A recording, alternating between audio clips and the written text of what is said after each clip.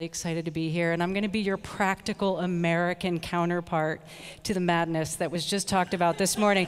I'll try to move around a lot to be entertaining, but I'm going to be kind of grounded in the earth. And as it says, I'm coming from a practitioner's perspective. I'm looking through the lens of the practice. I'm not an academic, I'm not terribly smart, I can talk well, I'm not a theorist, I haven't written any books, so really the stories I have to share are about things I've experienced through the lens of being, living as a designer and being up against certain decision making through my process. So design and ethics. What this talk is not about is I am not going to the far edges talking about ethics. I'm not necessarily interested tonight in talking about coercion, corruption. I am interested in persuasion. We're not going to be talking about VW emissions tonight, although it's a really important topic. But what I wanted to talk about was those unintended consequences or outcomes that can come out of design, which is pretty much all of the time, because we can't control people in our designs, but instead we try to push them in certain directions, or we try to offer them ways of moving through the world. And this is also not a talk where I'm going to have any answers. In fact, I've never given this talk before, and it was an opportunity for me to start thinking. Well, I'm always thinking about behavior, and is this the way I want people to go in, and what's the impact of that? But I'm not here, you'll hear my preferences, but I'm not here to pose answers. In fact, I have more questions every day each time I go through this, I'm like, I don't know the answer to that. I just have 3 more questions. So I'm referencing, I have this book by Peter Paul Verbeek. Hope I said that right. My understanding was that he was invited tonight, so I'm sad I don't get to meet him, but I'm glad he's not here, because I'm kind of riffing from his book, I'm kind of stealing from it. So good thing he's not here to correct me. But I wanted to talk, just to say quickly that I want to break this into basically 2 parts. One is talking through some case studies, some practical experiences around when there's been a turn in consequences or turn in outcomes.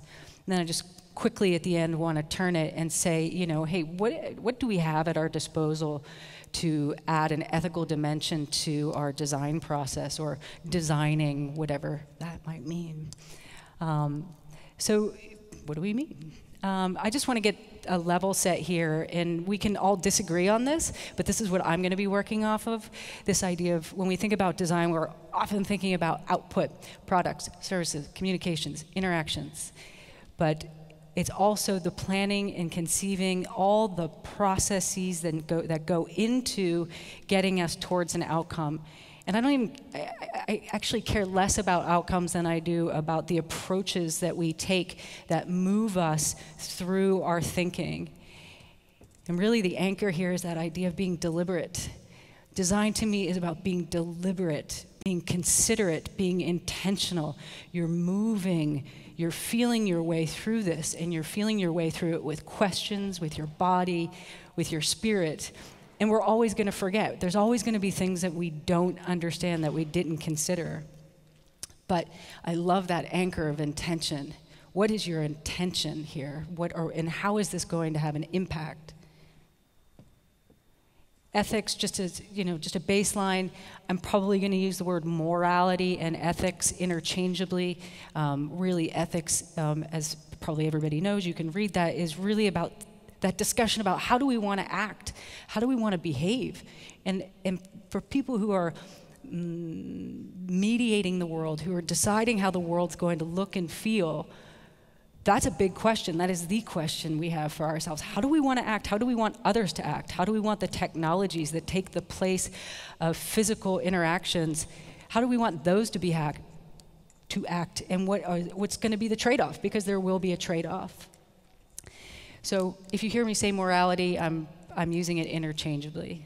So that's it.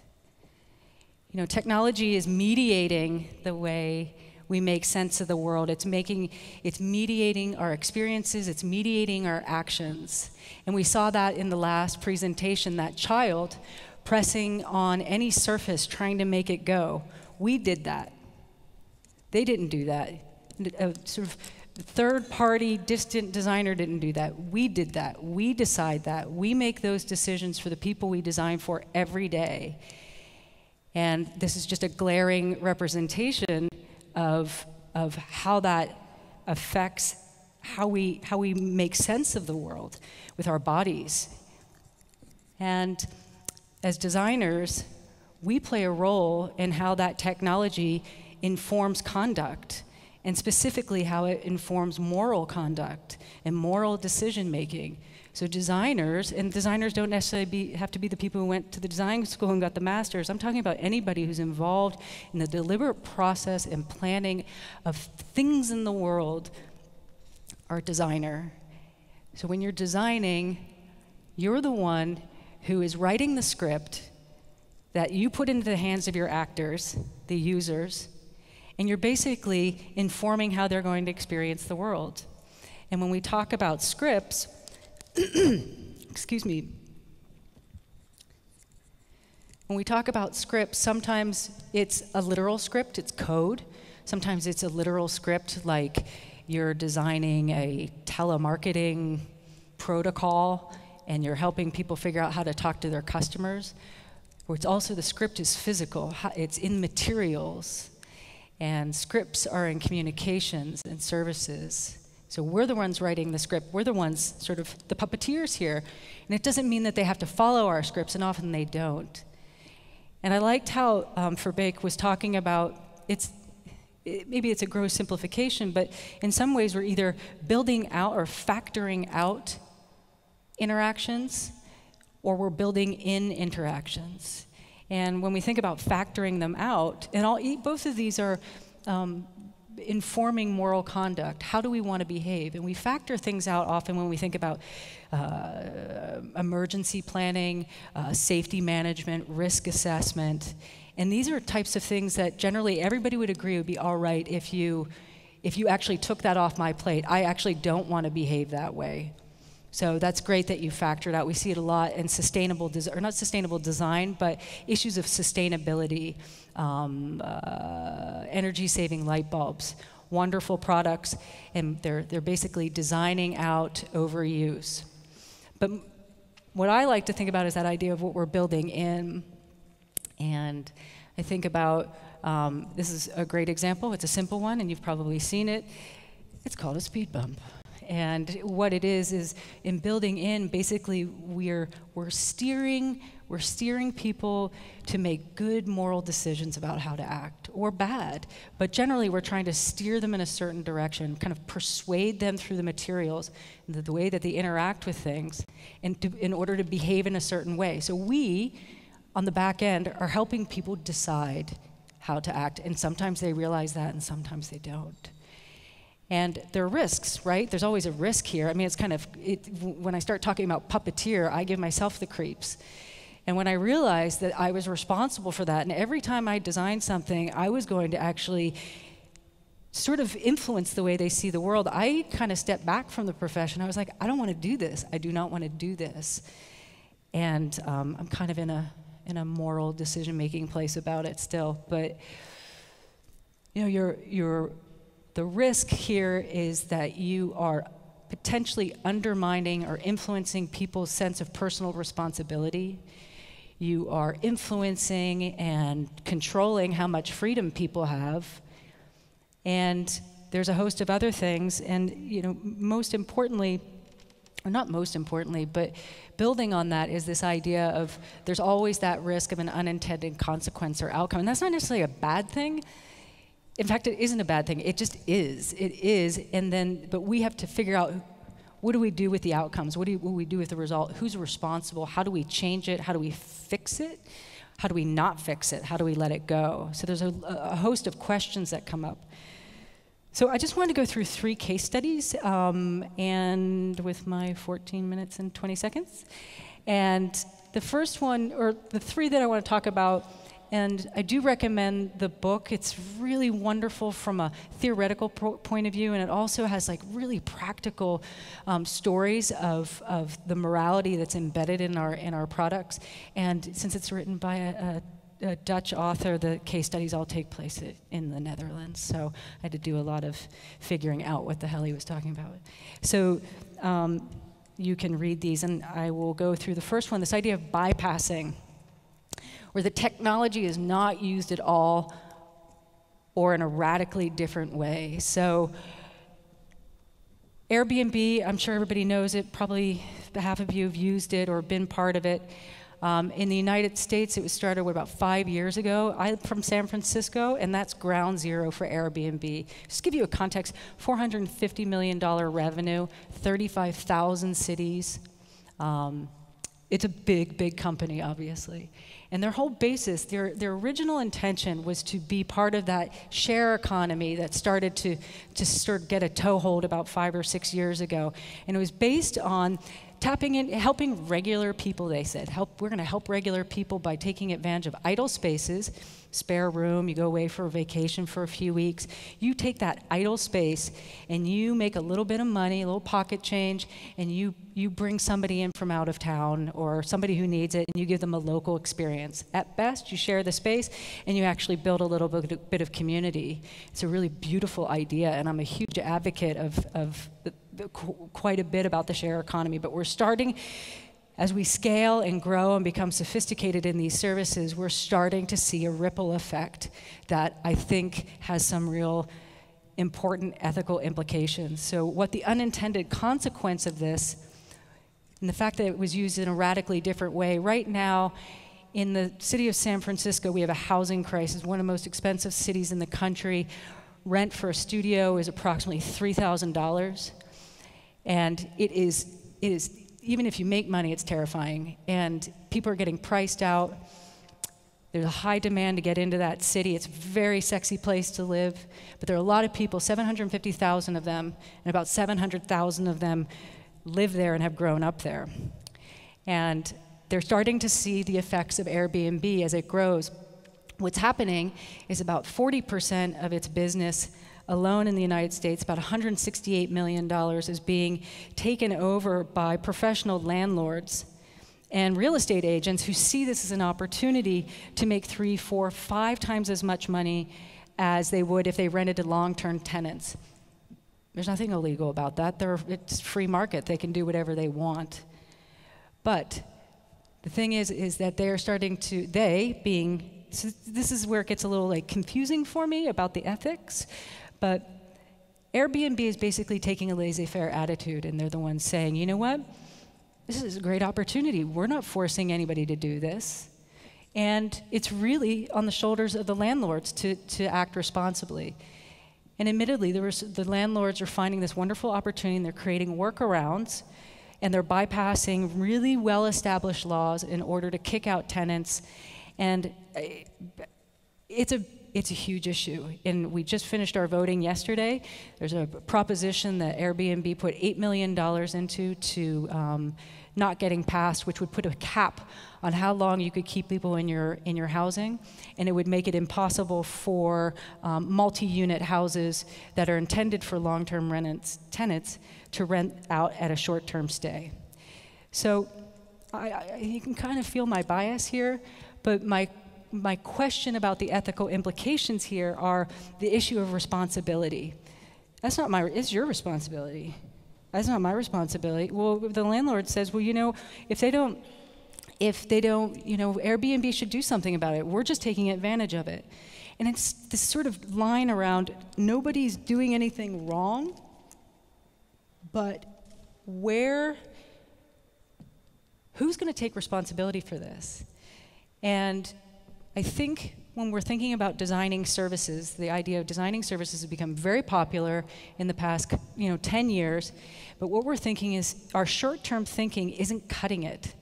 So when Airbnb started with this sort of share and trust mentality, that worked for a little while. But as these services scale, who's planning out into the future? And then who's taking responsibility for it? Airbnb was willing to take responsibility up until it became a problem. And I just have this question about how do we all care for this service when we're all users of it? And the designers are the users of it, the landlords are the users of it, the strategists are users of it, and I don't have an answer, but I'm very concerned about our services as they scale up, and the idea that all of a sudden everybody's hands off unless they want to get their hands in. And it's just a discussion that maybe we'll carry on, and I wanted to talk about. The second example is called the Rebound Effect. So creating effects that are counterproductive related to the original intention. And I'm going to start with the solution before the answer. So I can't pronounce it. Machinga in the Netherlands. Several years ago, removed all traffic interventions. And what they have done by design is put all the responsibility of navigating shared spaces into the hands of the individuals. And it was in response to the idea of urban planning, which goes to incredible lengths to make sure everybody's safe. So they created this heavily regulated, delineated area perfectly within the constraints of planning. Signs, markings, lights, and everybody followed the rules, but as we become more comfortable with the rules, two things happen. And I was having this conversation with a host tonight, Stefan, in the car, was on one hand, we start breaking the rules. I pretty much know how long this light's gonna stay green, so I start pushing on it, and I push on it, and I push on it, and I push on it. And you know what? Somebody else is pushing on it, and somebody else is pushing on it. So in a heavy regulated place, we're breaking the rules, and then we're hitting each other. So there was an increase of accidents due to people pushing the limits of the rules that had been set for them. And also the idea of when you start to know exactly where the signs are, where the lights are, where the rules are, you go onto autopilot and you start getting lazy. So these designers, so the unintended consequence was the fact that they had designed this beautiful system that worked beautifully, but then it started to be used in a way where people were breaking through those rules. So they were constrained, and by design or by consciously or unconsciously, they were breaking the rules and actually causing accidents based on the design. So what these new planners came up with was the idea of, you know what? Full autonomy, 100% freedom. You are 100% responsible for your decision making.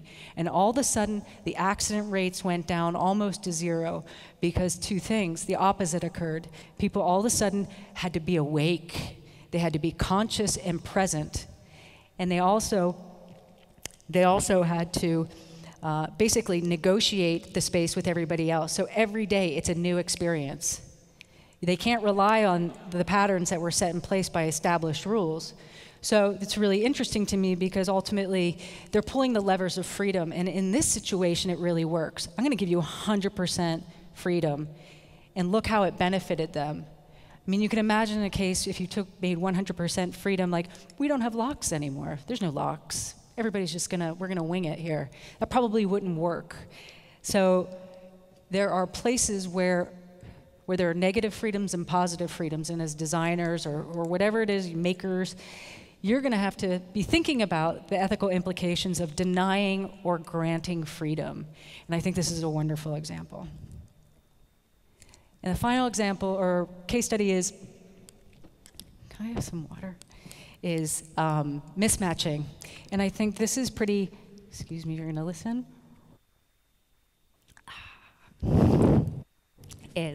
The last example is mismatching, and I think we see this all the time.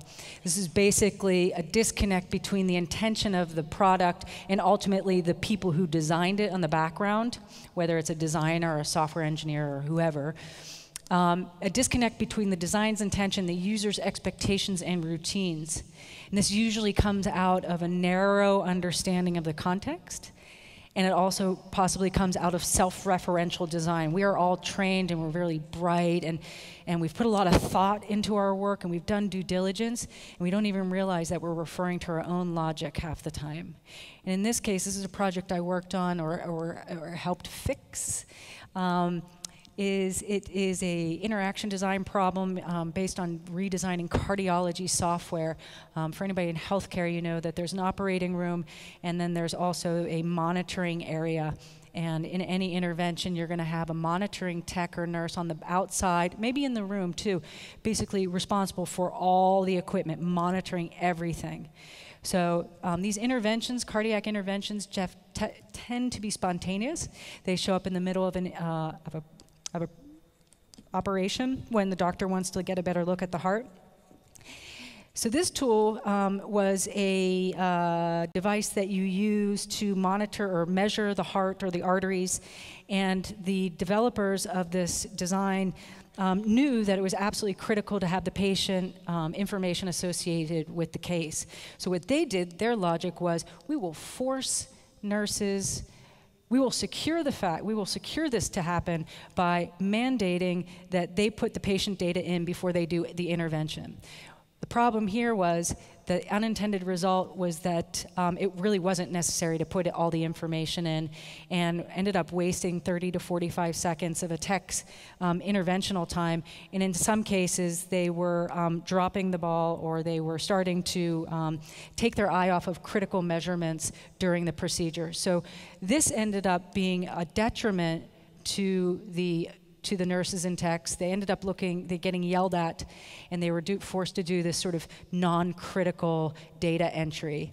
And the implications there was kind of where I started, where I was talking about, the self-referential logic can really get you in trouble. It's a great place to start, but at the same time, you probably want to have other checks and balances. You want to get outside of your sphere of comfort and start looking at either, hopefully, the context of use, or at least running it past people who are unlike you. And I was told this story when we started, and they were very honest about how little they knew, and that they ended up making a huge mistake.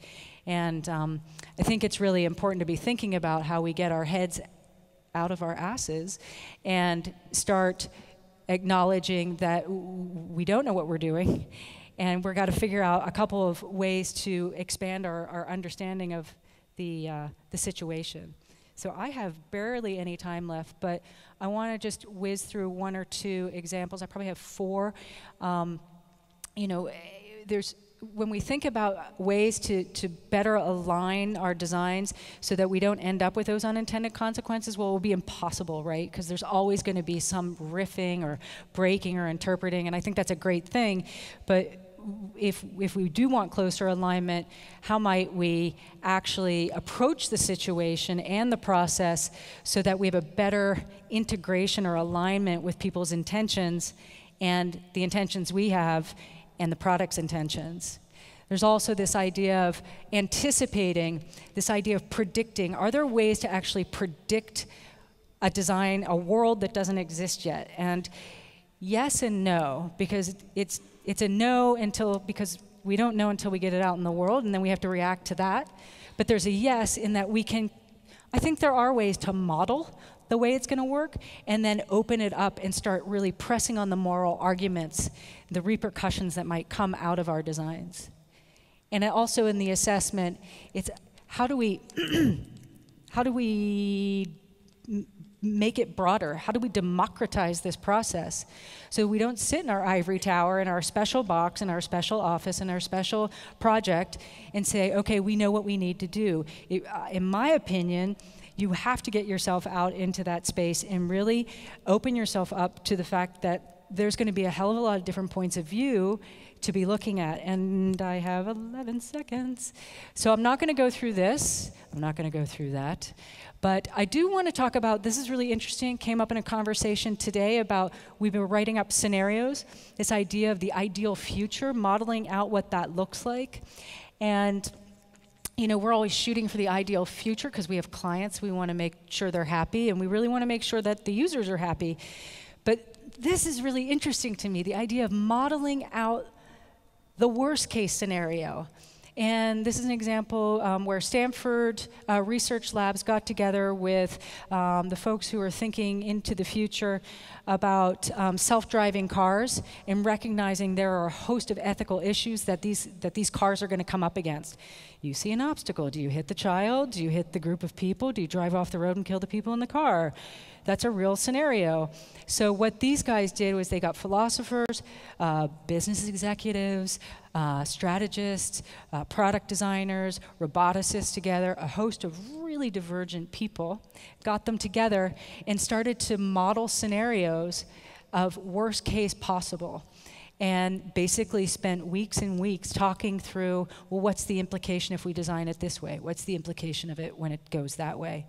And I think that's the best I think we can do in predicting and designing for a future, is not only design for what is ideal and what is hopeful, but design for what the hell we don't want to do. How do we predict 5 years out? How could Airbnb have done a better job at looking outward and making some decisions based on predictions or based on the exploration process?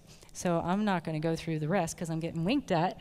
And then there's a host of other things, and then I recap it, and then I ask you, hey, what do you think? So that's it.